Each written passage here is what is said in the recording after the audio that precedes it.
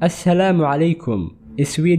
Sweden waa dal Scandinavian oo dhaca waqooyiga Yurub. Sida rasmiga ahna waxaa loo yaqaanaa boqortooyada Sweden. Sweden waa dalka ugu badka weyn waqooyiga Yurub iyo dalka shanaad guud ahaan qaaradda Yurub. Bad gaaraya 450,295 kilomitir square. Sweden waxaa xuduud la leh Finland, Norway iyo Denmark. caasimada iyo magaalada ugu weyn ee Sweden waa Stockholm. Luqadda rasmiga ah ee dalka waa Swedish. Ingiriiskana si ballaaran ayaa loogu hadlaa dalka. Dadka Sweden guud ahaan waxay gaarayaan 10,400,000 oo qof. Inkastoo dadka Sweden ay tiro ahaan yar yihiin, dhul baaxad lehna ay leeyihiin, Sweden waa dal tiknoolajiyad ahaan horumarsan, lehna kaabayaal dhaqaale oo wanaagsan.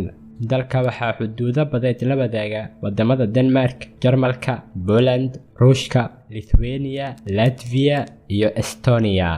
taariikh ahaan dalka Sweden waxay dunida inteeda kale aad u baratay qarnigii 9aad oo ahaa xilligii Viking.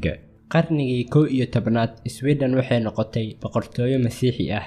Sweden waxay la midowday Denmark, Norway iyo Finland sanadii 1397. midowgii loo yaqaanay Kalmar Union 1523 Sweden waxay ka baxday midowga, waxayna ku dhawaaqday inay tahay dal madax bannaan oo ka madax bannaan midowgii Kalmar Union. intaa kadibna Gustav Vasa ayaa noqday boqorka cusub ee Sweden.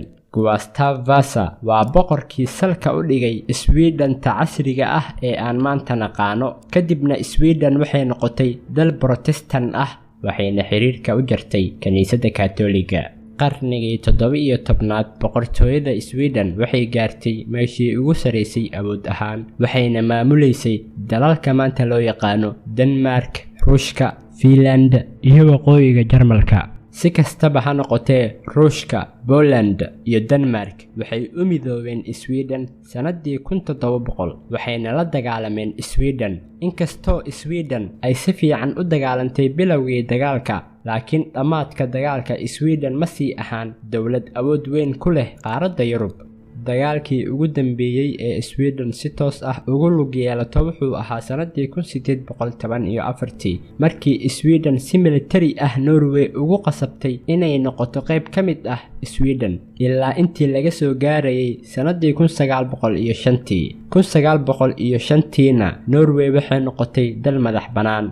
dabayaaqadii qarnigii 19aad dad lagu qiyaasay 1 milyan oo qof oo Swedish ah ayaa u hijrooday dalka Mareykanka dhaqaale xumo awgeed. tan iyo waqtigaas, Sweden waxay ku jirtay nabad, iyadoo adeegsanaysay siyaasad dhexdhexaadnimo ah arrimaha ku aadan dibadda. tusaale ahaan, dagaalkii koowaad iyo dagaalkii labaad ee adduunka, Sweden waxay ahayd dowlad dhexdhexaad ah. maanta Sweden waa boqortooyo dastuuri ah, lehna baarlamaan dimuqraadi ah oo si wanaagsan loo aasaasay sanadii 1917.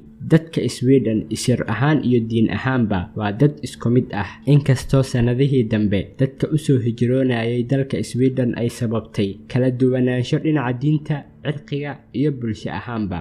taariikh ahaan, Sweden waxay ka soo kacday dib u dhac iyo saboolnimo aad u baahsan, waxayna noqotay dal aad u horumarsan, waana mid ka mid ah dalalka ugu sareeya tayo ahaan dhinacyada waxbarashada, nolosha iyo caafimaadka.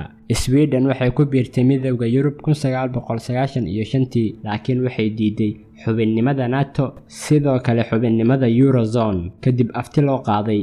sidoo kale waa xubin ka tirsan qaramada midoobay, golaha Yurub iyo ururka iskaashiga dhaqaalaha iyo horumarinta.